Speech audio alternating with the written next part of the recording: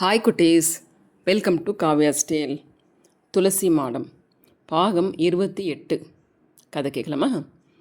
மறுநாள் விசாரணைக்காக கோர்ட் கூடிய போது இந்த வழக்கின் தனித்தன்மையை உத்தேசித்து மேலும் சில சாட்சியங்களை விசாரிக்க விசேஷமாக அனுமதிக்க வேண்டும் என்றும் வழக்கை முடிவு செய்ய அது மிக மிக உபயோகமாக இருக்கும் என்றும் எதிர்த்தரப்பு வக்கீல் வேண்டிய போது வேணுமாமா எழுந்திருந்து அதை ஆட்சேபித்தார்.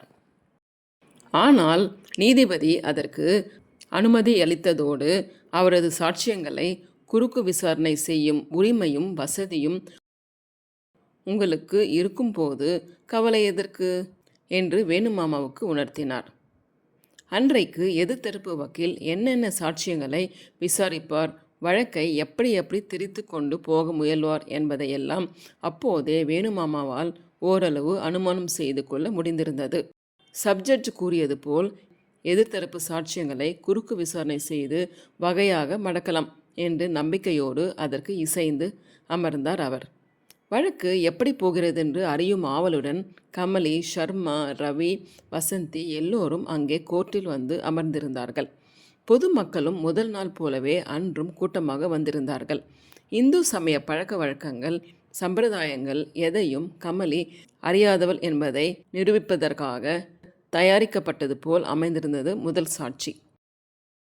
சிவன் கோவில் பிரதான வாயிற் காவல்காரரான முத்து வேலப்ப சேர்வை என்பவர் 2-3 மாதங்களுக்கு முன்பு ஒரு நாள் மாலை கமலி காலில் செருப்புகளுடன் கோவிலில் நுழைந்ததாக சாட்சியம் அளித்தார்.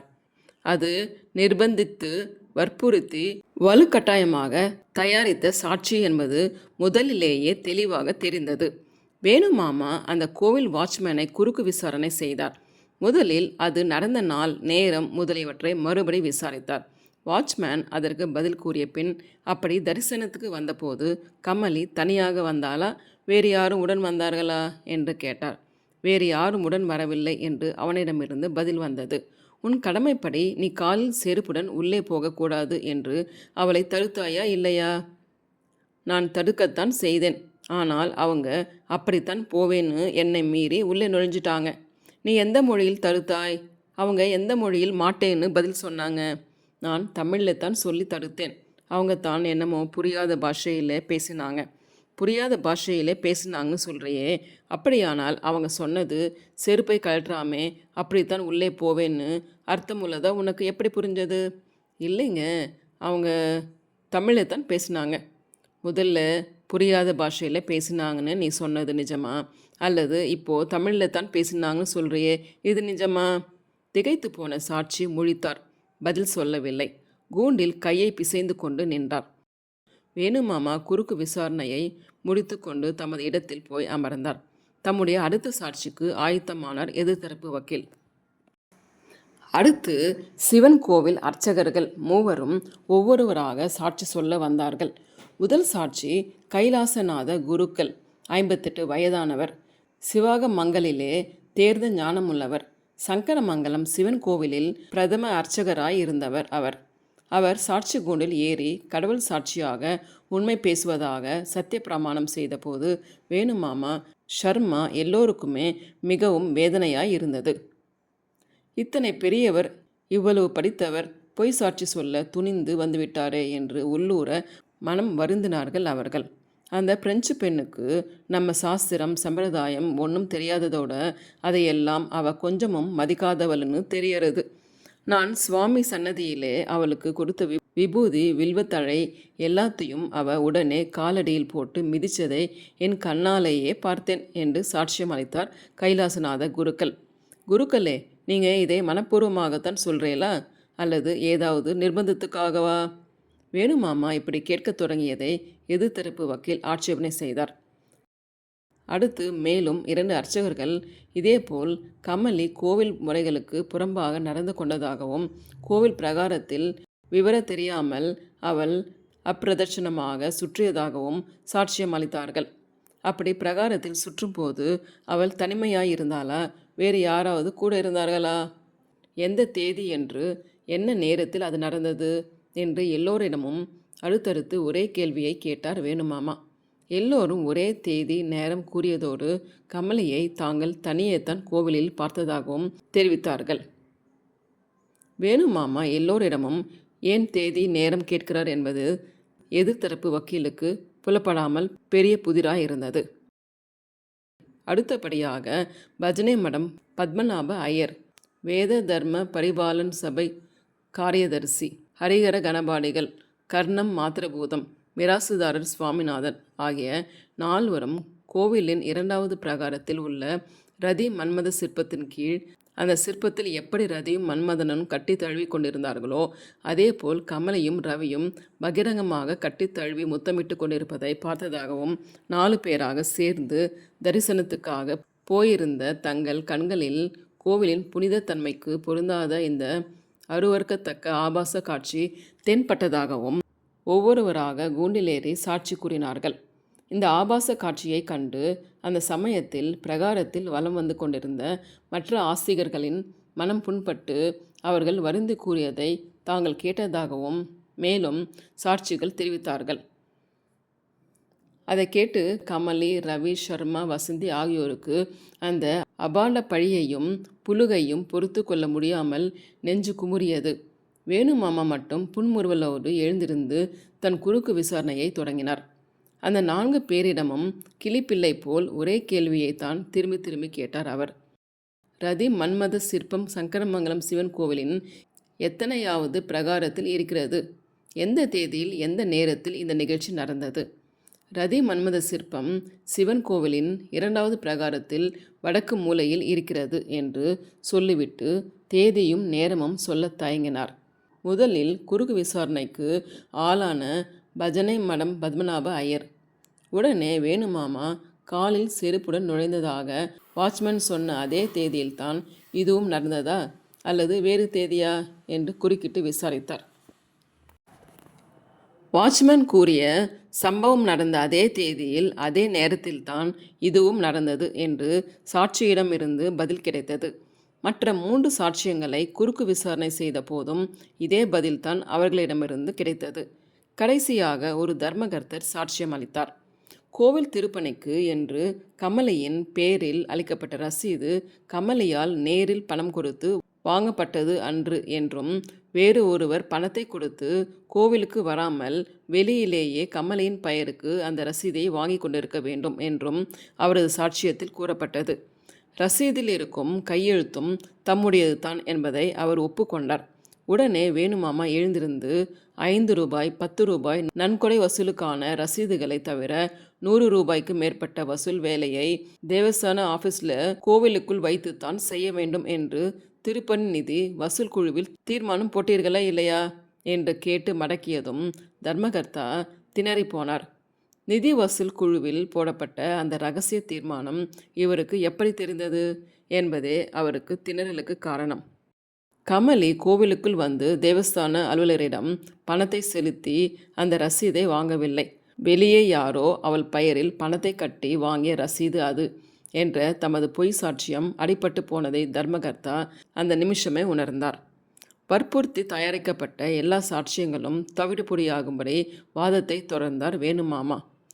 கணம் கோட்டார் அவர்களே, கைலாசநாத குருக்கள் முதலிய 3வரும் நிர்பந்தத்துக்காக பயந்து இங்கே இதுவரை பொய் சாட்சி சொன்னார்கள் என்பதை இதோ இந்த ஒலிப்பதிவு நிரூபிக்கும் என்று சொல்லி கேசட் ரெக்கார்டரை எடுத்து ஆன் செய்தார் வேணுமாமா.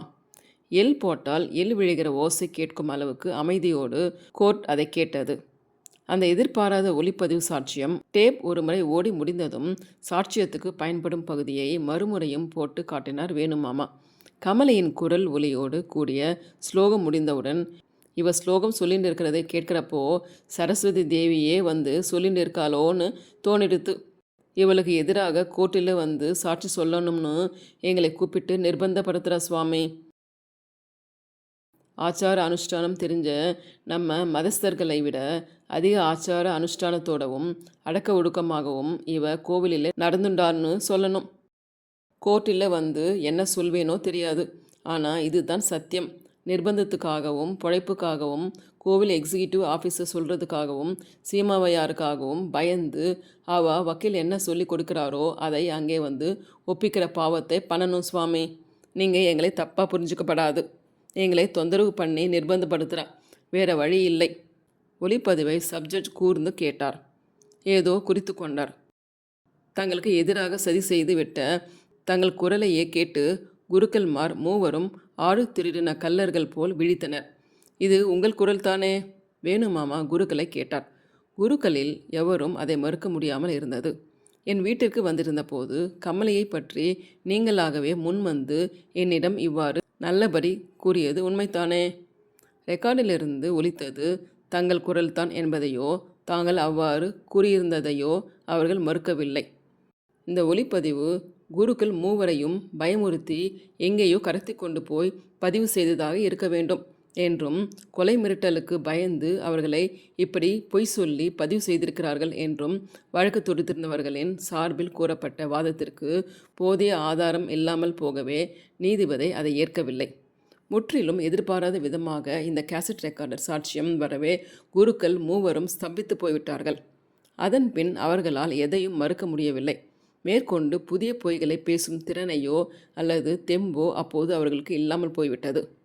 மிகவும் டிராமாட்டிக்காக அந்த கேசட் ரெக்கார்டர் சாட்சியத்தை வழக்கில் கொண்டு வந்து அனைவரையும் திணற அடித்தார் வேணுமாமா. சாட்சிகளும் இதை எதிர்பார்க்கவில்லை. எதிர்த்தரப்பு வக்கீலும் இதை எதிர்பார்க்கவில்லை. தங்களுடைய பலவீனமான ஒரு பேச்சு இப்படி பதிவு செய்யப்பெற்று வைக்கப்பட்டிருக்கிறது என்பது சாட்சியங்களுக்கே தெரியாமல் இருப்பது தான் அதிலிருந்த ரகசியம். இந்த திருப்பம் வழக்கின் போக்கையே மாற்றிவிட்டது. எதிர்த்தரப்பு வக்கீலுக்கு ஏறக்குறைய நம்பிக்கையே போய்விட்டது. எதிர்த்தரப்பு வக்கீலின் முகம் வெளியேறியது. கேசட் ரெக்கார்டர் சாட்சியம் முடிந்தவுடன் வேணுமாமா தமது சாட்சிக்காரர் சௌந்தர்யஹரி, கனகதார ஸ்தோத்திரம், பஜகோவிந்தம் முதலிய நூல்களை பிரெஞ்சு மொழியில் பயிர்த்திருப்பதையும் அதற்காக இந்து மதாசாரியர்களான மகான்களின் ஆசியையும் பாராட்டையையும் அவள் பெற்றிருப்பதை கூறி ஸ்ரீமடம் மேனேஜர் அது சம்பந்தமாக ஷர்மாவுக்கு எழுதியிருந்த கடிதத்தையும் கோர்ட்டில் தாக்கல் செய்தார். ரதி மன்மத சிற்பத்தின் கீழ் கமலையும் ரவியும் தழுவி முத்தமிட்டு கொண்டிருந்ததாகவும் பஜனை மடம் பத்மநாப ஐயர் முதலியோர் கூறிய சாட்சியத்தை வேணுமாமா மிக சுலபமாகவே மறுக்க முடிந்தது.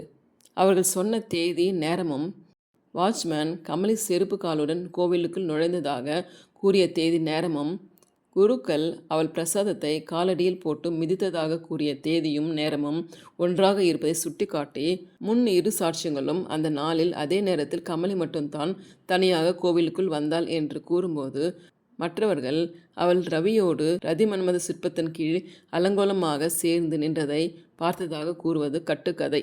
சாட்சியங்கள் முரண்பாடாக இருக்கின்றன. அதையெல்லாம் விட பெரிய விஷயம், இந்த சாட்சிகள் சிவன் கோவிலுக்கு போய் வருடக்கணக்கில் ஆகிறதென்றும், கோவிலில் எது எங்கிருக்கிறது என்றே இவர்களுக்கு மறந்து போய்விட்டது என்றும் இவர்கள் சாட்சியத்திலிருந்தே தெரிகிறது. சிவன் கோவில் ரதி மன்மத சிற்பம் 2வது பிரகாரத்தில் இருக்கிறது என்றும், அதன் கீழ்தான் கமலியும் ரவியும் ஆபாசமான நிலையில் சேர்ந்து பார்த்ததாகவும் இவர்கள் கூறினார்கள். ஒருவேளை வாய் தவறி சொல்லியிருக்கிறார்களோ என்று மறுபடியும் நான் கேட்டேன். மறுபடி கேட்டபோது கூட எல்லோரும் 2வது பிரகாரத்தில் என்று தான் பதில் சொன்னார்கள்.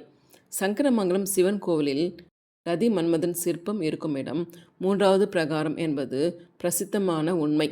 இதிலிருந்தே இவர்கள் கூறிய நிகழ்ச்சி என் கட்சிக்காரரை அவமானப்படுத்த வேண்டுமென்றே திட்டமிட்டு இட்டுக்கட்டியது என்பதை தெரிகிறது என்று வேணுமாமா கூறிய போது, நிகழ்ச்சிக்கு இடமான பிரகாரம் 2வதோ 3வதோ என்பதில்லை இங்கு வாதம். சம்பந்தப்பட்டவர்கள் கோவிலுக்குள் அனாசாரமாகவும் ஆபாசமாகவும் நடந்து கொண்டார்கள் என்பது தான் முக்கியம் என்று குறுக்கிட்டார் எதிர்த்தரப்பு வக்கீல். அதற்கு மேல் பேச எதுவும் இல்லாதது போல் அமர்ந்து விட்டார் அவர். மேற்கொண்டு ஏதாவது சொல்ல வேண்டுமா என்று எதிர்த்தரப்பு வக்கீலிடம் கேட்டபோது, பேருக்கு பழைய குற்றச்சாட்டுகள் சிலவற்றையே திரும்ப கூறிவிட்டு கோவிலில் சம்ரோச்சனம் விரைவில் நடக்கும்படி உத்தரவாக வேண்டுமென்று மீண்டும் கூறினார் எதிர்த்தரப்பு வக்கீல். தீர்ப்புக்குரிய நாளாக 1 வாரம் கழித்து ஒரு நாளை குறிப்பிட்டு கூறினார் நீதிபதி.